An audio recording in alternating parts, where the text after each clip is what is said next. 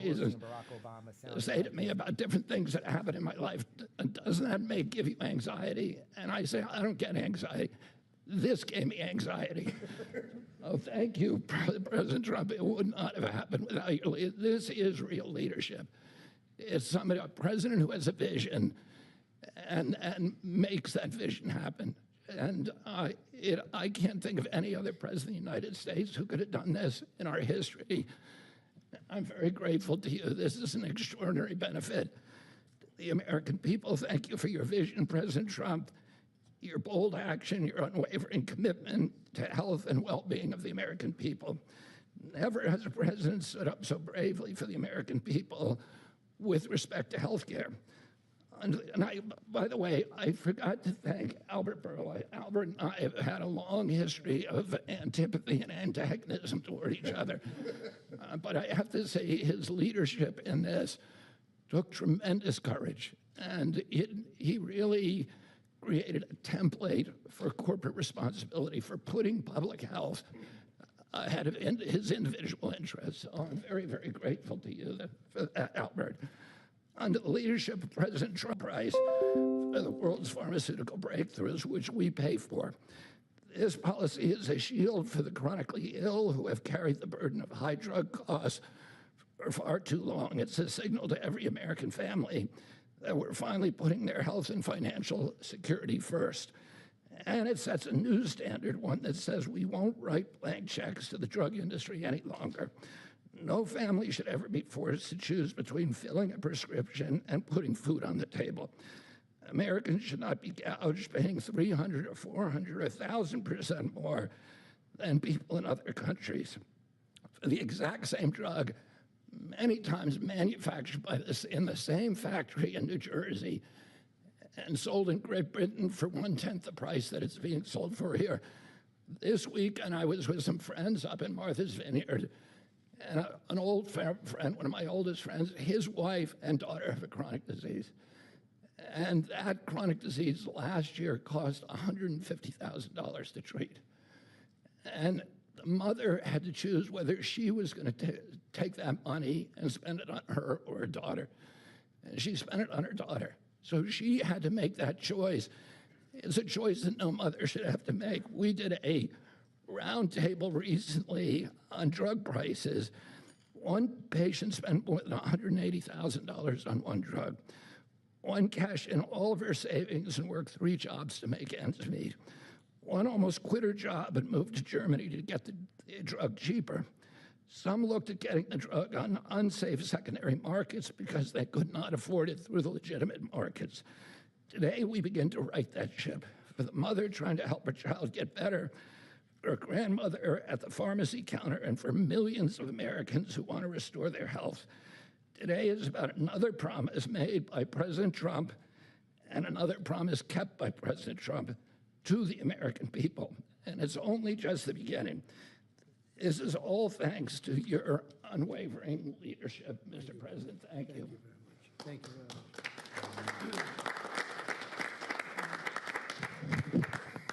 There is a fine line between vision and hallucination. People have to follow you for it to be a vision. And President Trump, you made a lot of people following you, an idea that most people thought was not possible, even remotely. And when we have that shared vision, and I'll speak to some of the people who are involved in this process because it was incredible effort that gives me great pride to serve in this administration.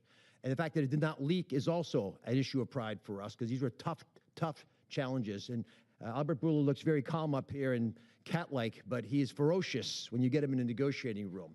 This is true for all the pharmaceutical companies that we are negotiating with. And Secretary Kennedy, my son Oliver, who I told about this deal as we was walking over here, is a Republican. And you know what he said? Thank you for making us proud. Because it's not just a Democratic problem, it's a Republican problem. This has not happened before. And it took a crusader like President Trump, with the support of Secretary Kennedy, Secretary Lutnick, I see the vice presidents here as well, just unwavering, dogged pursuit of change. And now I have to admit that I know the president has me on speed dial, and most of the time when he would call me, as Secretary Kennedy alluded to, it was about MFN, and he always had reasons why we needed to go faster and why people were being hurt today because we're allowing the kinds of pricing that had been tolerated for so many decades in America. The time of the day didn't matter, the day of the week didn't matter, and that's how the president was functioning. This was such an important part of what he saw as his legacy, which is why it brings such pride to all of us up here and many others to deliver it. And the laser focus that the president had on this, which he shared with me the day that I was nominated, that he nominated me for this position, and has reminded me frequently since, made it a top priority for us as well at CMS. Now, to do this, you have to have tactics, not just vision, but tactics. And the first tactic the president shared was to introduce me to Albert Bourla. He took us to dinner with Secretary Kennedy, and he argued, and he's a great deal maker, as you know, that if you're going to make a deal of this scope, of this nature, you need trust. So the president lit the kindling, he got the embers going, but he needed us to nurture that beginning of a fire so they would blaze into what today we can announce as the grand deal, one of the greatest ever, certainly in the space of pharmaceuticals. I gained to respect Albert, and I'll tell you why in particular. It was because he recognized the dangerous problems facing so many Americans, that they had to choose between taking medications prescribed by their doctor that could be life-saving, or shopping at the grocery store, paying for their kids a fundamentally important need that would be squeezed out because they couldn't compromise on drugs, or often worse, they compromise on the drugs. 1/3 of all prescriptions are not filled in the pharmacy because of this. We talked through the winter, we talked through the spring, we talked through the summer, and we got nowhere. We stalled. The industry is powerful, they're important, they have smart people. There's no reason for them to give the numbers that the president is articulating today. And you see these numbers on the charts around us. These are massive wins for the American people. But the president in July demanded, after the executive order, that manufacturers make a firm commitment and to lower prices or else. And it sent shockwaves through the industry. It got the ball rolling again. Our talks with Albert heated up, but it wasn't until last week, if you want an inside story, it wasn't until last week that we made a major breakthrough. And our hardworking team embarked on a remarkable story that I think books will be written about, 24/7, nonstop, with industry, with Albert, with his great team at Pfizer. And with this partnership, we began to deal with the fundamental challenges we have, which is protecting medical advances for the future, while at the same time securing the prices Americans want today. We're going to continue to stimulate and strengthen innovation. That's what a great country does, and we are a great country with a great leader. We're going to protect the U.S. hegemony in R&D. We dominate the planet in discovering cures for illnesses. All those orphan ailments, all those remarkable advances, they come from research labs here with companies like Pfizer and other great ones in the pharmaceutical space. We're going to lead in the life sciences. We're going to lead in ideas. And we're going to make sure that we do all that while we're being fair to the American people, especially our most vulnerable. We're going to finally deliver on the fair drug prices that President Trump has been speaking about for 2 terms. We're going to celebrate this historic day, I predict, this historic day in the medical field for generations to come. The heroic negotiators that I do feel compelled to mention, and Secretary Kennedy kindly also mentioned their names. Some of them can't be in here because they're busy negotiating future deals. Inma Hernandez-Delso, John Brooks, who's a deputy administrator of mine, Theo Merkel, who is in the back and tall and hard to miss with DPC, and Corey Ensslin with the same group, did a spectacular job, and Don Dempsey at OMB. Just wonderful human beings, worked tirelessly to get this done. We were able to secure this first MFN deal, and the president touched on this, but we have much more to come. You'll be hearing breaking news from the president for the rest of the fall. And Mr. President, these brilliant minds are here because of you. Now, I don't want to just pay homage to this. I want to actually speak this a little bit. The passion to protect the American people brings top-tier Americans into the government. We've created a powerful administration with the president's leadership, an administration of winners, of people who get things done. They see the generational opportunity to fix the biggest problems our nation faces. And the person who led this negotiation, Chris Klump, embodies this seal. Now, Chris Klump came to visit Secretary Kennedy and I the very first day we were looking for staff to try to bring in the government. And neither of us really had an idea of how challenging this might be. And he came to the interview, and we knew that he had built a business that was worth several $100 million. And the secretary, very poker-faced as he tends to be, looked at him and said, "Are you willing to give it all up and move your family to Washington?" A young family, 4 young children, beautiful wife. "Are you willing to come across the country and serve our nation, serve this president, to ensure vital programs like Medicare, which he runs, will keep our seniors healthy for years to come?" He gave it all up like so many have in this administration, passionate to follow the president's lead and serve under Secretary Kennedy. And for those of you at home who are watching, and I hope there are quite a few, I think this shows just how cool a place it is to work, is in this government. And I take great pride in handing the ball to Chris. Chris, tell the American people what they have won thanks to your passionate ability to deliver on President Trump's promise. Thanks very much. Thank you, Mr. President. You have enabled something that as recently as last night, nearly everyone has said was impossible. And Secretary Kennedy and Administrator Oz, thank you for having trust in us as a negotiating team to drive this forward on behalf of the American people. It is an absolute honor and privilege. And Mr. Bourla, to you and to the team at Pfizer, you have taken a step that I think few appreciate, requires a level of courage to change something that for decades administrations have tried. And there was no incentive rationally for you to do, and yet you've done it because you recognize the opportunity to align your economic interest with the social interest of the American people, and we are grateful. Today is historic, as has been discussed. This is a major win in the battle for affordable health care and affordable drugs. As the president said, on average, we pay nearly 3 times what the rest of the wealthy world pays for branded pharmaceuticals. And yet we drive more than 50% of global R&D, 50% of revenues, nearly 70% of profits. It's unjust, it's morally unjust. And when this happens, we stifle innovation and we limit access for the most vulnerable people across the planet and in America who need these medications. And so the president directed us to make deals. That's what he does, and it's what we do. And all great deals, and this is a great deal, are rooted in principles. And this deal was rooted in the principle of fairness. Now, the president could have directed us to go to the poorest country on the planet and find the cheapest price for every single drug and bring that back to the United States and use the might of the government to insist that that's the price we pay. And that might have worked, actually, for just a little bit. But very quickly, it would have utterly destroyed innovation in pharmaceuticals. It would have destroyed American primacy in building life-saving medications. There are nearly 20,000 known diseases on the planet. We have treatments or cures for far fewer than 10% of them. So that would have been a bad strategy, and it would have limited access to those who need those medications the most. But he didn't call for that.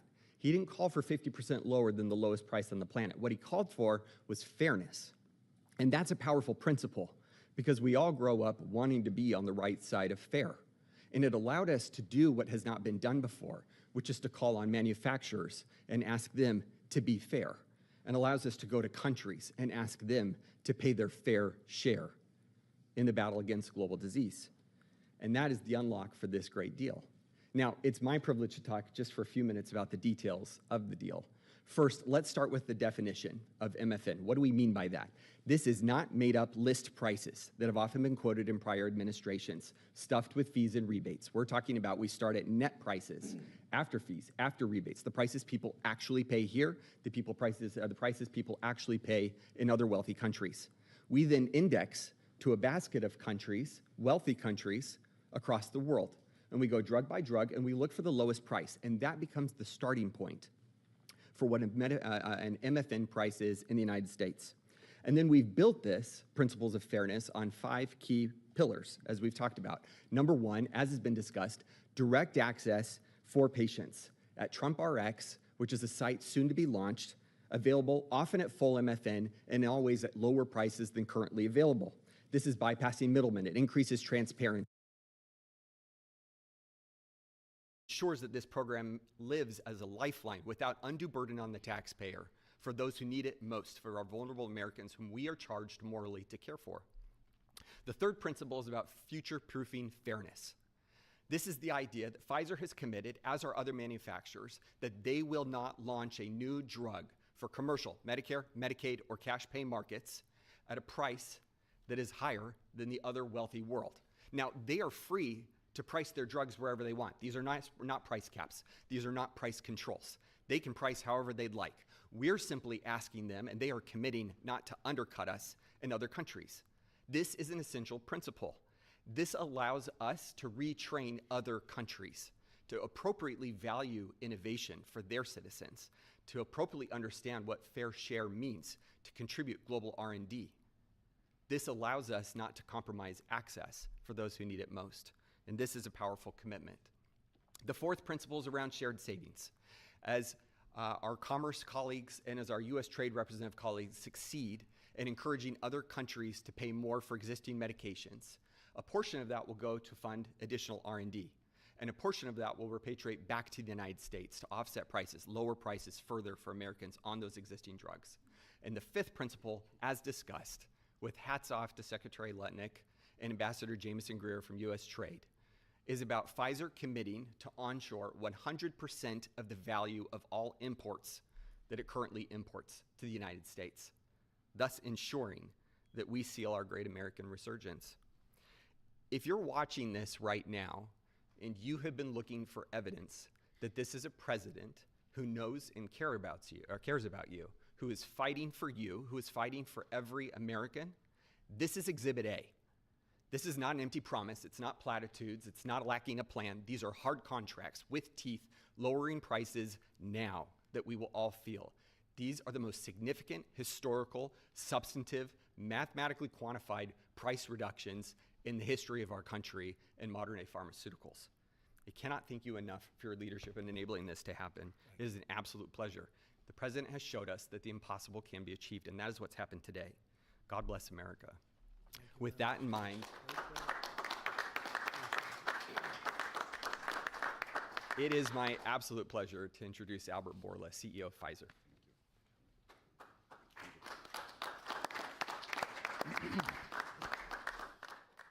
Mr. President, what an honor to be here today in this office to announce a landmark agreement. I think it's an historic day. Is this the coolest office? He has a beautiful office, but the Oval is the coolest, right? What do you think? I think by far. and I have seen other presidents' offices. There's nothing like that. It's good office. Yeah. So it's an historic day because I think today we are turning the tide and we are reversing an unfair situation. For years, other rich nations refused to pay the fair share for the medical innovation. And as a result, Americans had to assume disproportional cost on their shoulders. This situation, we all knew, is not sustainable. This situation is a situation that many wanted to change, but no one could. This is changing today with this agreement.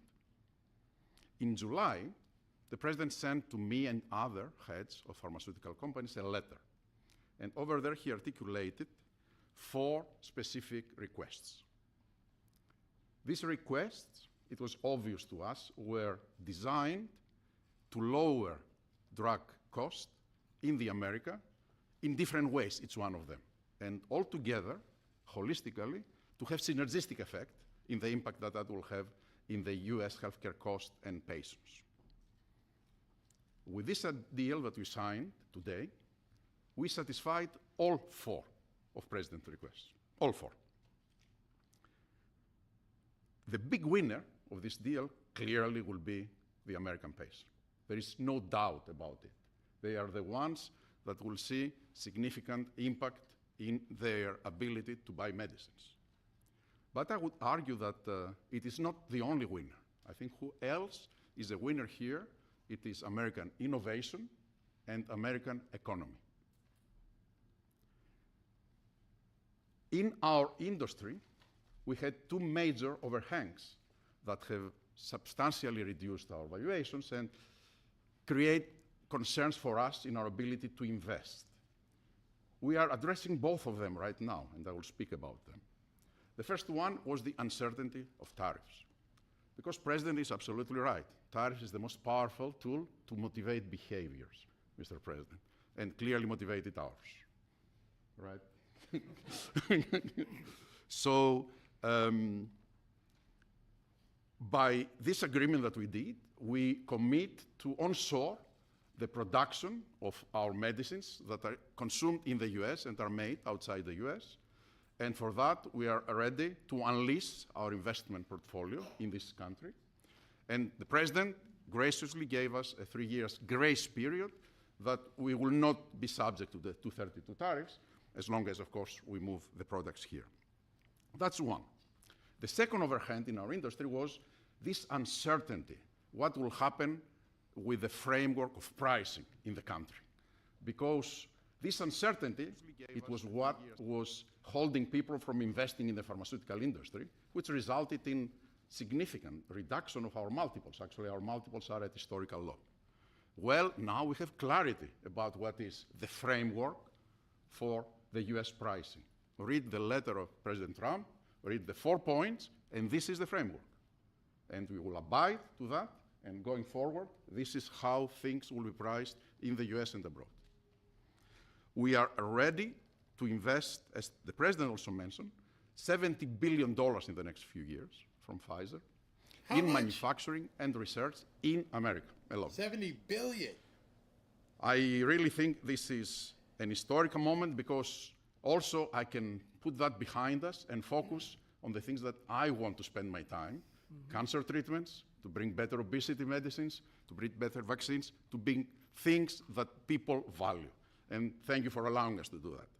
I want to thank Secretary Kennedy. I want to thank Secretary Latnik.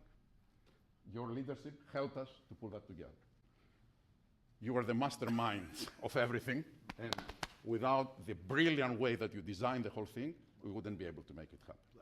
But you were even more brilliant because you had someone in your team that he was the driving force behind everything. And I don't have words to thank you for your integrity, and it is what you have said. We created trust from day one, and that was the most important thing that allowed us to be able to pull very difficult negotiations.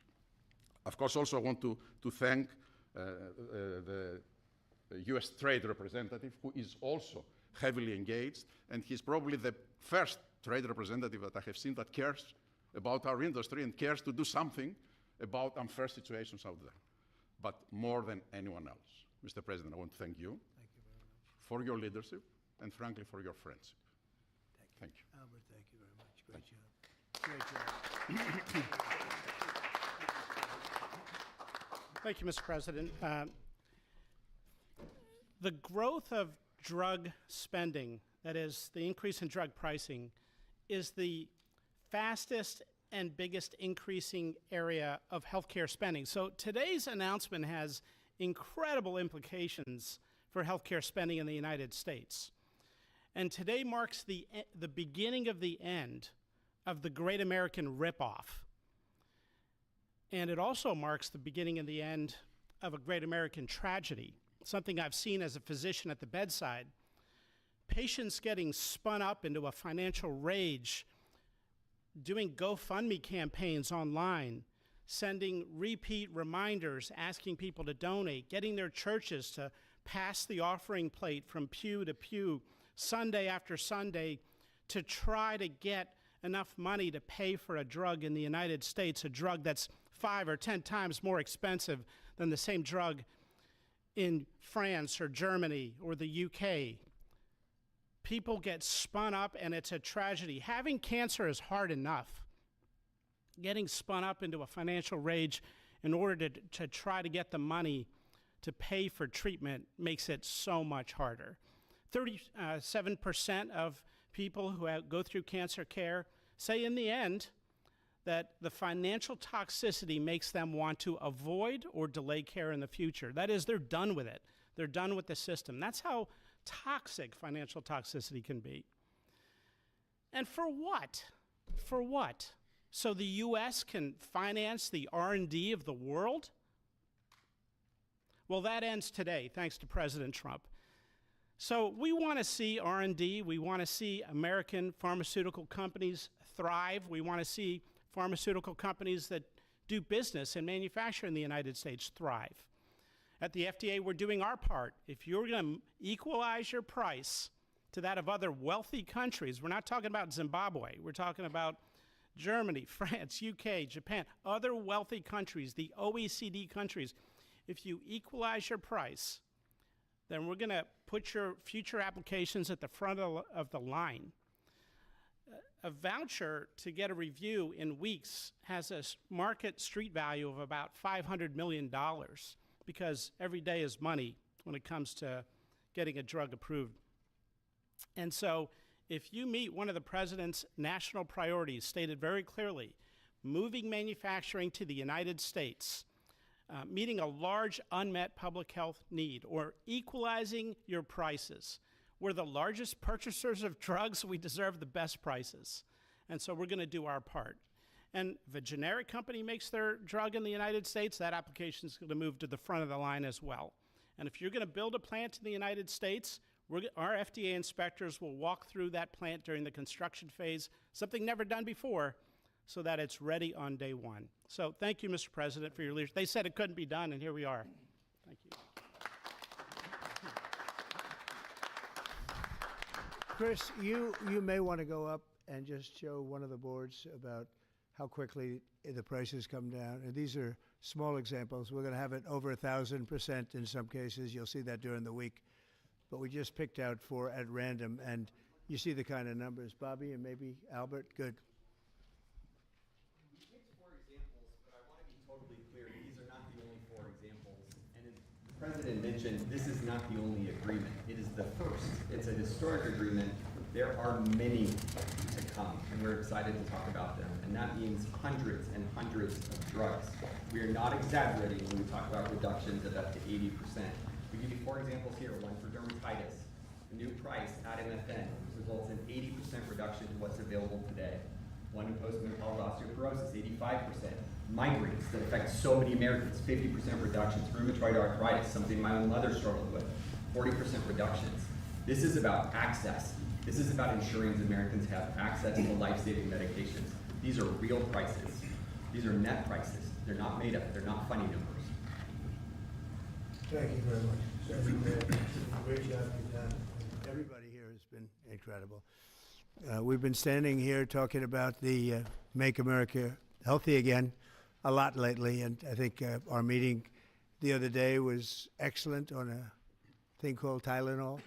That was a very important meeting. I think that was a very important meeting. And this, in terms of pricing, it's going to be great for Medicare, Medicaid, Social Security. It's going to be great for everything because your medicine costs are coming way down. We have some examples that I think we'll be able to show you next week of over 1,000% in some cases, where a pill that cost $10 in London was costing $130 in New York and various other places within the United States. And the same thing with Canada. People would go to Canada, they'd go to Mexico, they'd go to other places to buy drugs. They don't have to do that anymore. So we have favored nations. So that's what we have. And it's one of the biggest days I think anybody will ever have. We're talking about massive numbers, and the numbers are going to get even better with a little time. And I will say, Albert, I think that the drug companies are going to be the same. You're going to, the world, we're really competing against the world, so they have more people. So we'll come down a lot, and the world's going to go up a little bit. And the end result is you're going to, I think, do the same business pretty much. Maybe you'll figure a way to do more business, I think, knowing you. But I think the drug companies, we're going to come down a lot, the U.S. The U.S. will come down.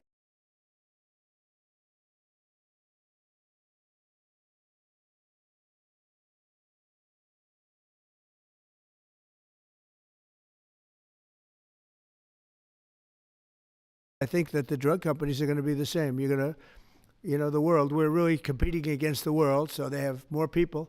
So we'll come down a lot, and the world's going to go up a little bit. And the end result is you're going to, I think, do the same business pretty much. Maybe you'll figure a way to do more business, I think, knowing you. But I think the drug companies, we're going to come down a lot, the U.S. The U.S. will come down a lot. But the world, many more people, is going to go up a little bit. And it equalized, and it's a great tribute. And I want to thank everybody up here. JD, thank you for all of your help too, and Howard, great, really great job. Thank you all very much. Do you have any questions? How about we focus on this? It's so big, let's focus on this. Mr. President, can you please give us a timeline? Yeah, Mr. President, first of all, this kind of goes along with your America First campaign promises for lowering healthcare costs. On a day that it seems like we're going into a government shutdown led by Democrats on the premise of providing health benefits to illegals, this seems to, your move here is a stark contrast to that. Could the same principles that you did today apply to health insurance, to maybe lower the cost of health insurance? Many Americans are kind of struggling and with that. we're working on just that, little different group. but we're working on just that. It could, I don't know, to this extent. You know, we have a pill, one pill in particular we're going to show you next week. It sells for $10 in other countries and $137 in the U.S. And that's coming down now to probably $15 or $18. They'll go up to 18. I think that's pretty much right, Albert. It's not you, but they'll go up to 18, and we'll come down from 135 or whatever down to 18. I mean, that's a massive number. Remember, I was the one that held a news conference because I lowered drug prices by 1/4%. I think it was 1/8 of 1%, but it was the only one in 28 years that brought drug prices down for the year. But it was a very small number. Now we're talking about, you're going to see one over 1,000%. Look at these numbers. So, and this has a big impact, even on the discussion that we'll have with Chuck Schumer, who was here yesterday, along with a very nice gentleman who I didn't really know. You know who I'm talking about. The two of them came, and we had a good discussion, and we're going to see what happens. We're going to see what happens. But this has a huge impact on that because these numbers are going to bring Medicaid. We talk about Obamacare. Obamacare is a failure. Obamacare is not good. It's there, but relative to other healthcare programs, it's in the lower 20%. It's not good.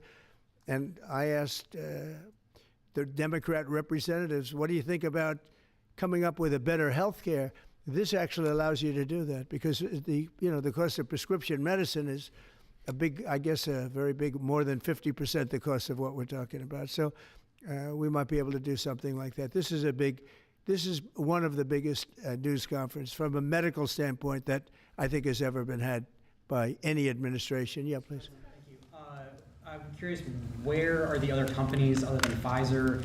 Are you expecting them to come They're all later? They're all with us. And I was honored to have Albert be the first. He's done a fantastic job with, as you know, with the COVID. He did a fantastic job with a lot of things. He's a leader, and Pfizer is right at the top. You know, it's there. Eli Lilly has been fantastic also, your friend, my friend. And they're all coming in over the next week. We're making deals with all of them. And I said, if we don't make a deal, then we're going to tariff them an extra 5, 6, 7, 8%, whatever the difference is, and we'll take it that way. So we took away the advantage by the fact that we have tariffs. We took away the advantage that they would have of just saying no, and we couldn't do anything about it. If they do that, what we do is we'd put a tariff on them of an equivalent amount, and we take it that way. And nobody wants to play that game. So they're going to be, they're all going to be good. We didn't have to mention that to Albert. Well, maybe I whispered it to him very slightly, you know. We had to give ourselves a little bit of an advantage. But no, but the tariffs played a big role because they know that's what's going to happen. You mentioned the exemption of the 232s, but can you share a timeline for when we can expect the results of that 232 investigation? Let Howard answer that question, please. Sure. So while we're negotiating with these companies, we're going to let them play out and finish these negotiations because they are the most important thing to the American people. So we are standing by, helping, and working with them. But the driver of the 232 outcomes is our HHS team because, I mean, look what they've accomplished today. So we are on their side helping them, but that is the model that's going to drive. And you have to understand, Albert's spending $70 billion that he wouldn't be spending because of the tariffs, let's say, and other reasons. I think he liked the winner of November 5th, in all fairness, but because of the tariffs. And that wouldn't happen. He's not going to pay any tariffs because when he moves here, there are no tariffs. So he won't be paying tariffs. That's the beauty of it. If you move here, there are no tariffs. And we have over $17 trillion, Albert. Do you believe these numbers? So Biden had less than $1 trillion for 4 years. We have over $17 trillion for essentially 8 months. Pretty amazing. When will prices come down, Mr. President? When can Immediately. They're going to start coming down. Drug prices? Well, they'll be starting immediately. Yeah. Mr. President, can you speak to what impact you think this reduction in drug prices will have on midterms coming up? I think it's going to have a huge. I said, if we can pull this off before midterms, I've wanted to do it from the beginning, from my first day in first term. And we were doing so well. We had the greatest economy we've ever had. Everything was good. And then we're ready to do this, which is complex and big. It's a big change.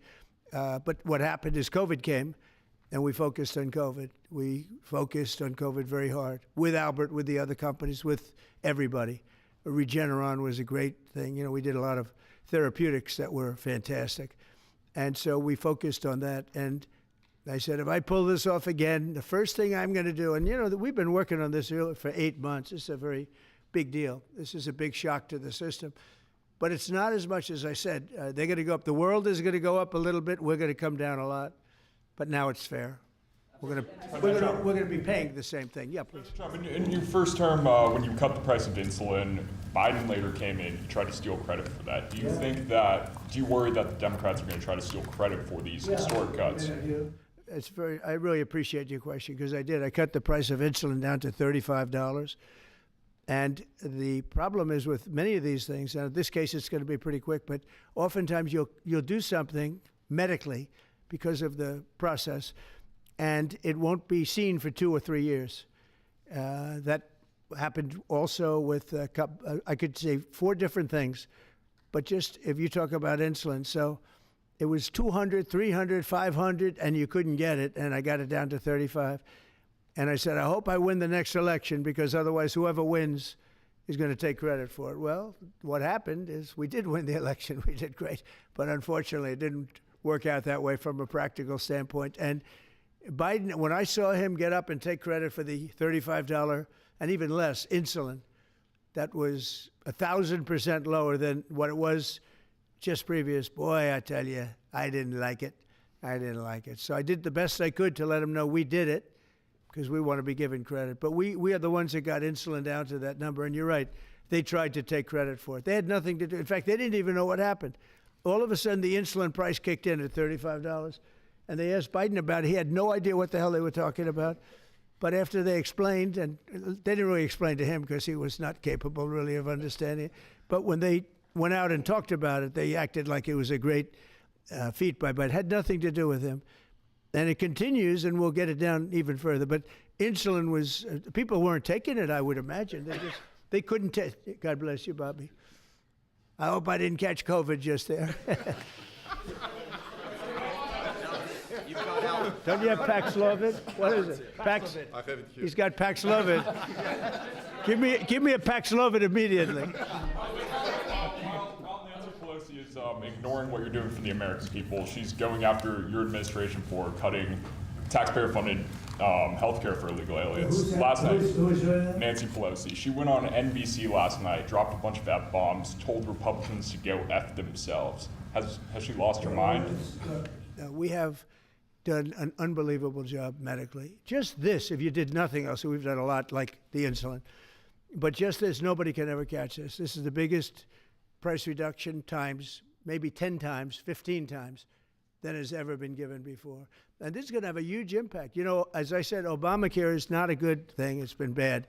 And I'd like to make it better. I told them, I spoke to a lot of people, a lot of Democrats recently. I said, why don't we change it? We can make Obamacare much better. We could come up with a new system that would be much better, less expensive for the people and better.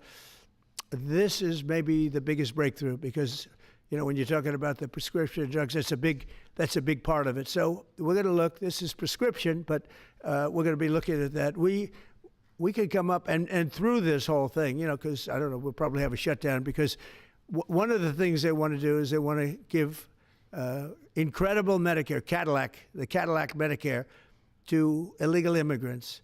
And what that does is it keeps them coming into our country, and like they do in California. And no country can afford that. No country. And we have the border stopped up. We have it closed. We have nobody for 4 months. Zero people came in. That wasn't me. That's by the authorities who happen to be liberally oriented. But just think of that. We have people offering health care to people all over the world that they can't afford to pay. And that's the Democrats. And what that does is it brings people into the country because they want to come in for the health care. But no country can afford it, and they can't afford it. So we cannot allow them to charge tremendous amounts of money for health care for people that aren't even citizens. And in many cases, they come in from prisons, jails, and mental institutions. And we can't let that happen. So we have a big fight over that. We have a fight over open borders. They still want open borders. We're having a fight over men and women's sports, if you believe it. You would have thought they would have learned that it's not a good issue. And we have a fight in transgender, as you know, transgender for everybody. And that, when you talk medically, that's a lot of money too. That's a lot. Those operations are bad. So those things are also being discussed right now. I mean, can you imagine we're actually talking about open borders, and we now have a great border, and we have a great country. Our country was dead 1 year ago. Now we have the hottest country anywhere in the world. Big difference. Yeah.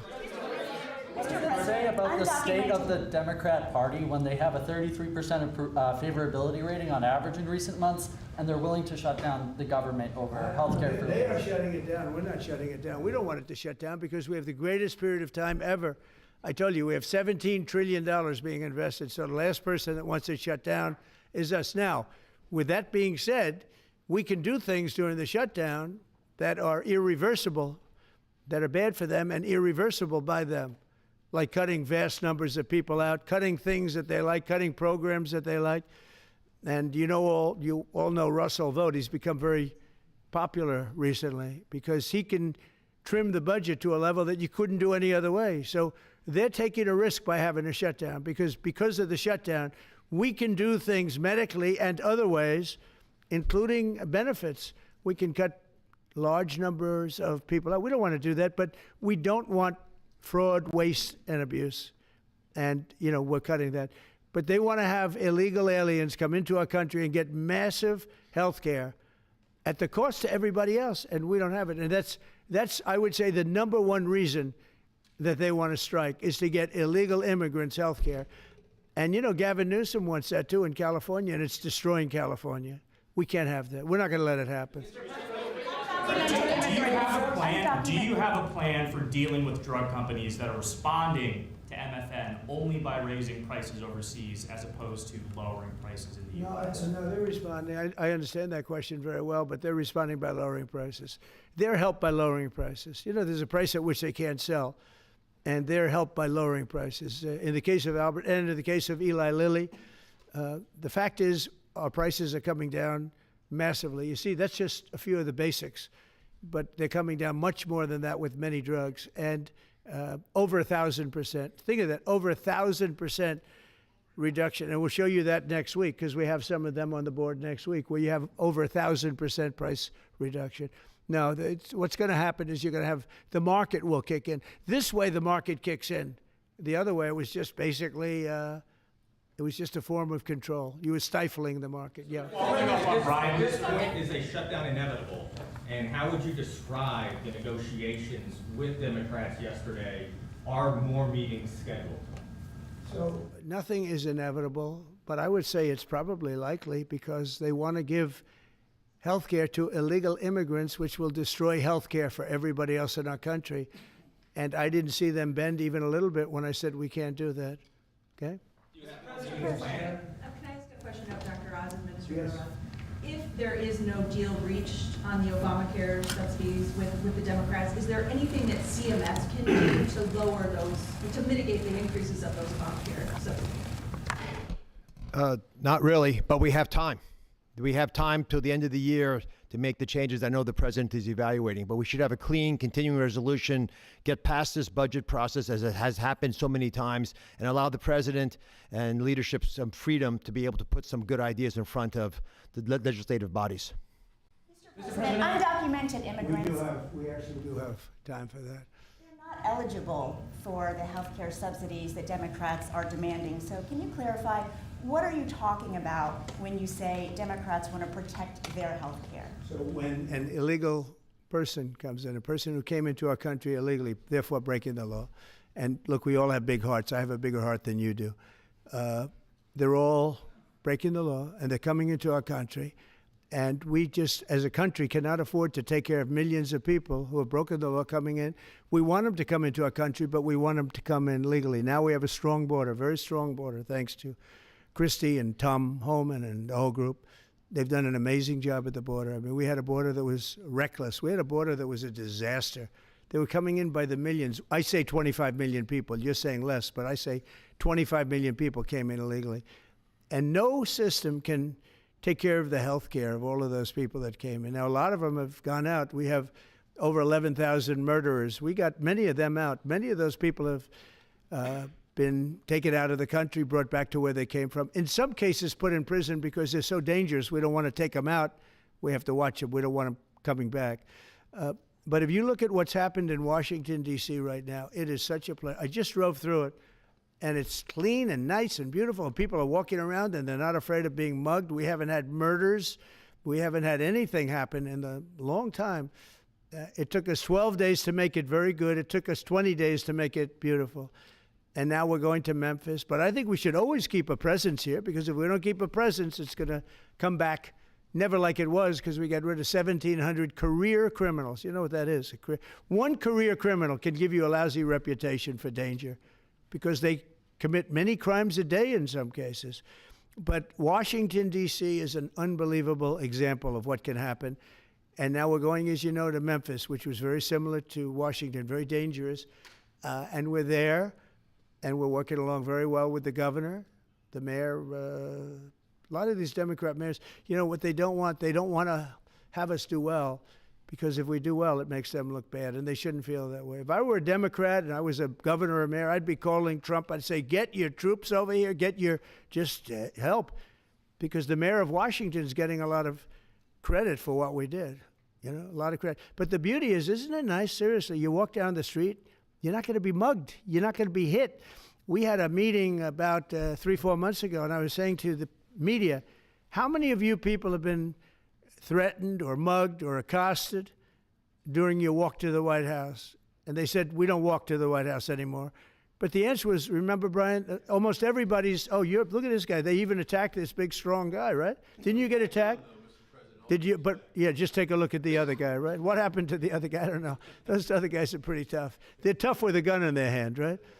And yeah, you were hit pretty hard. But almost everybody was. And now, nobody. Anybody been accosted in the last 3 weeks? If I would have said that 6 months ago, half the hands would have been raised out. No, we have a very safe city now. The country's going to be safe. We're doing one at a time, and we'll be going to Chicago. I told you this, sir. Union Pacific, head of the railroad. He knows this country very well. Started off as a very low-rung employee of the Union Pacific. He's now chairman. He came to me and he said, sir, save Chicago. It's a great city. It's going down fast. They had 11 people killed over the last couple of weeks. 11 people killed, 48 shot. That's not a city. It's a war zone. There's no city in the world like that. And then we have to listen to this Pritzker get up. I know him well. They threw him out of his business, and the family threw him out of the business because he's a loser. But we have to listen to Pritzker get up. He should call me and say, get the troops in. You ever hear that? 11 people over a week and a half killed, and I think it's 48, when you add it up, 48 people shot. And then I have to listen to a governor say how nice it is. It's a wonderful experience. Now, what is a wonderful experience is D.C. People are eating in the restaurants. They just opened 2 new restaurants, which hasn't worked in years. And we had it pretty good 4 years ago. We were just getting ready to do this, but we did it right. And, you know, we have a big victory in the Supreme Court. It's called merit. And so that includes the military. Our soldiers, did you see what they look like? These guys, they look like serious soldiers. They weren't playing games. And they went in there and they did a fantastic job. And Washington, D.C. is now a beautiful, safe city. The restaurants are thriving. The people are walking down the street holding their husband or their boyfriend's hand, and they're not worried about being raped or mugged or shot at. And it's been an amazing thing. And we'll do that in every city. We'll do them sort of one at a time. We'll do a couple at a time. And we have a tremendous force because, as you know, in recruitment numbers, when we put out, 2 years ago, when Biden would put out recruitment, nobody would join. Nobody wanted to be in the military. Nobody wanted to be police. It was just announced this morning. You probably saw my speech over with the military, with the generals, admirals.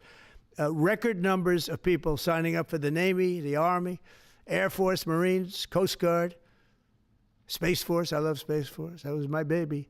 But we have record numbers of people signing up, and that includes police department, fire department. So, you know, it's been an amazing thing. Well, we're going to have another meeting next week on this. We have another great company coming in, similar kind of numbers. But we're going to show you some 1,000% drops in prices. There has never been anything like this in the history of medicine, and it's an honor. And Albert, I want to thank you, and I want to thank everybody behind me, because you are a great team. We have a great team. Everybody says you have a great cabinet. It's a great team. So thank you, Bobby. Thank you very much. Thank you, everybody. Let's go.